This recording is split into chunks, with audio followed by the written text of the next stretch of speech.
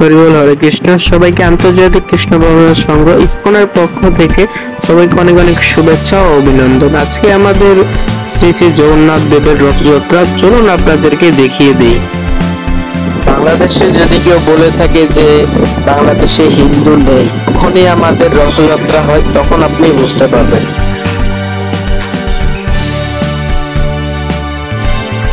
জগন্নাথ দেবের রথযাত্রায় অনেক দূর দূর থেকে মানুষ এসেছেন।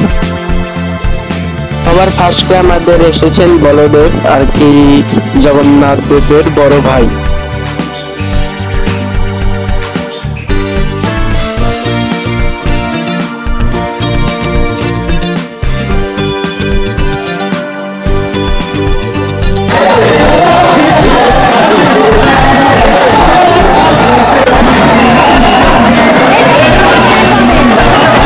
জগন্নাথ দেব ভক্তদের মাঝে আসার জন্য রথের মধ্যে চড়ে বের হন। তার সঙ্গে থাকেন তার ভাই বলরাম এবং তার বোন সুভদ্রা।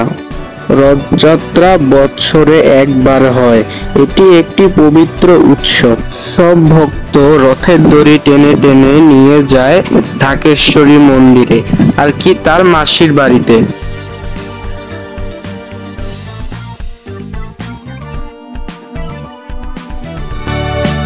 রথযাত্রায় অনেক মানুষ কীর্তন করতে করতে আমাদের ঢাকেশ্বরী মন্দিরে যায়।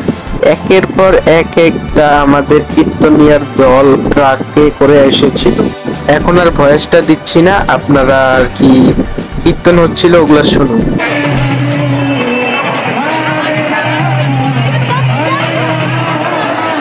এটা হলো গীতা একাডেমির একটি র্যালি, সবাই দেখতেই থাকুন।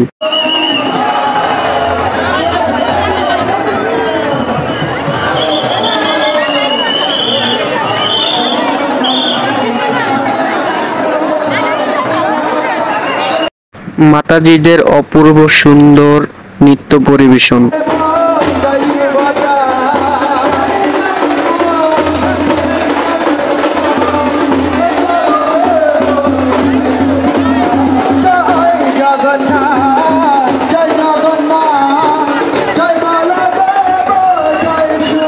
এটা হলো সুভদ্রা মহারানীর রথ।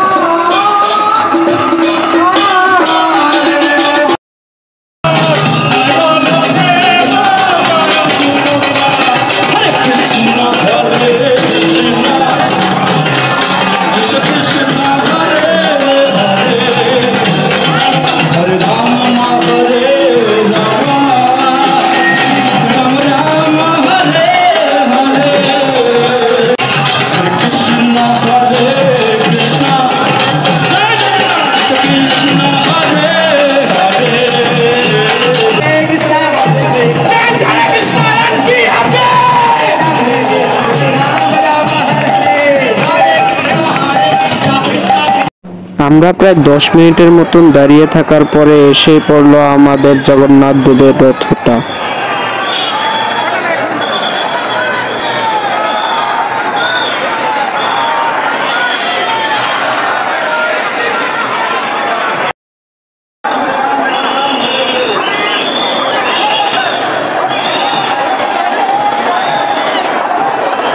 যাই হোক, অবশেষে আমি জগন্নাথ দেবের রথটা টেনেই আসলাম।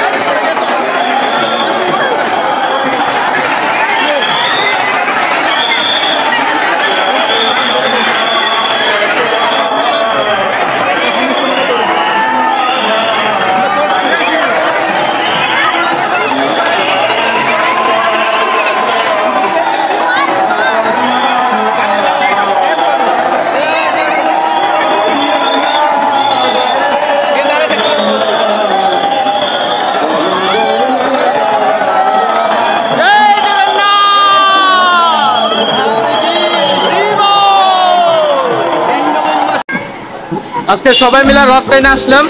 এখন আপনাদের তো ভিডিওতে দেখলেনই, এটা কেমন লাগলো আজকে তোমার কাছে? হেভি লাগলো, হেভি। রথের দর্শন করতে পারছো তো ঠিক মতন? ভগবান ভালো। হচ্ছে শ্রী শ্রী রাধা গোবিন্দ জিউ মন্দির। তো আপনাদের আশা করি আজকের ভিতরে ব্লগটা আপলোড হবে, রাত্রে আসবে। তো আজকে আমাদের শ্রী শ্রী রাধা গোবিন্দ জিউ মন্দিরে গুন্ডিচা মন্দির, আমাদের যে রথটা এখন দেখলেন এটা হলো স্বামীবাগ আশ্রম থেকে আর কি ছাড়া হয়েছে। তো আমাদের প্রতিবারে আমাদের গুন্ডিচা মন্দির হিসেবে শ্রী শ্রী রাধা গোবিন্দ জিউ মন্দিরে আমাদের সন্ধ্যাকালীন আরতির সময় আমাদের আসেন জগন্নাথ দেব। তো আপনাদের সঙ্গে ঠিক দেখা হবে আমাদের প্রায় 7-8টার দিকে, যখন আর কি রথ ছেড়ে আর কি ঢাকেশ্বরী থেকে যখন এদিকে আসবেন। তো ধন্যবাদ সবাইকে ভিডিওটা দেখার জন্য।